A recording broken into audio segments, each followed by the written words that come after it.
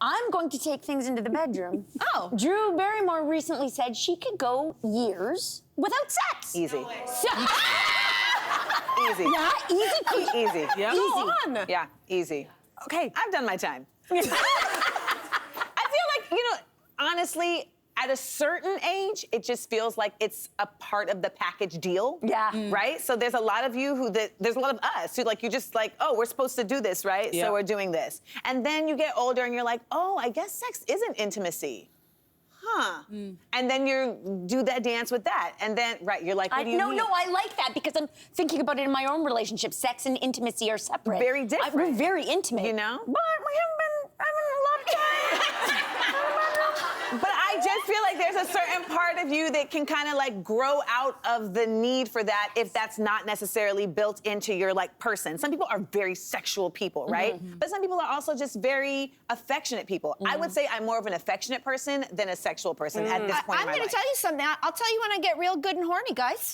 Tell us, please. When the laundry's done, Yeah. the dishwasher There you is go. empty, Yes. the lunch, I hear an amen, the lunch is made, dinner's already You're not made. getting horny very often then. You're telling me. I'm not, listen, my husband, for the record, 6 years. my husband is amazing, but that was a PSA for all other partners out there. That's what I just did. Yeah. That was a PSA for everybody else's partner. But no, truly, for me, and maybe for a lot of women, it's, first of all, I'm 45. I feel like perimenopause is knocking. So I think libido is going to change, and don't beat yourself up for it. Yeah. But I also think that for me, connectedness and intimacy is also not me being also the donkey of the house, to be perfectly honest. And when that stuff is off my plate and I can actually have self-care, be rested, there things can happen. That's all I'm saying. I think more women need to talk about this. That's the first of all. And I really appreciate people being open about this. I don't think there's one sense of normal. I think people worry so much about how much sex is, are the neighbors having, and what is normal, and is this abnormal? And I think we need to throw that all out. What do you owe your man? That's right.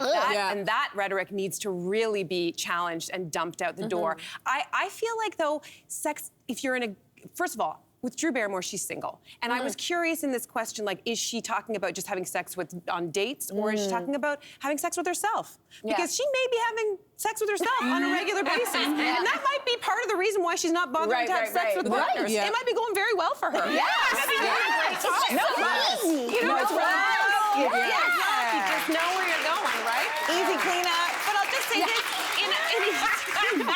in a long-term partnership, we do need to normalize that there will be probably desert times. Yeah. And the one thing that I've learned in my long-term relationship, which is going on 22 years this November, right? Long time, is that sometimes it's a little bit like, this is a bad analogy because I hate the gym, but you do it because afterwards you feel good. Oh, yeah, it feels so true. You do it Every time you're like, why don't we do this more often? And your partner's like, I don't know.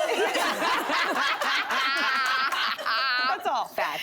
Yeah. Andrew? No. Well, I did this early on because I was a late bloomer when it came to having sex. And then when I had it, I was like, what's everybody howling about? This is terrible. This is terrible. And then I realized most of the people are informed by sex by porn, right? And I was like, all of this performative stuff where, porn dictates the pace of the way things happen kind of fast, and all the weird things that people say, like, whose is it? And I was like, why are you asking me that question? And then I took a time out because I'm like, I'm tired of lying here, waiting for you to wrap this up and faking having a good time. So I was like, I'll take a break until I can really know exactly what I want. And then the next time when I was in a relationship, I had the self-awareness to be like, this is what I want, this is what we're not doing. You're not gonna ask me whose is it, because we know who it belongs to. It's always gonna be mine. And let's stop doing all this weird, you like it, don't you, Carol? Let's stop all that kind of chit-chat, you know?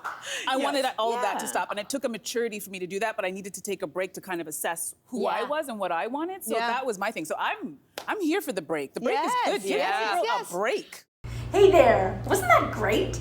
Do you know where you can find some equally good content? Our YouTube page. It's filled with discussions, debates, and some laughs. Head there now, like and subscribe.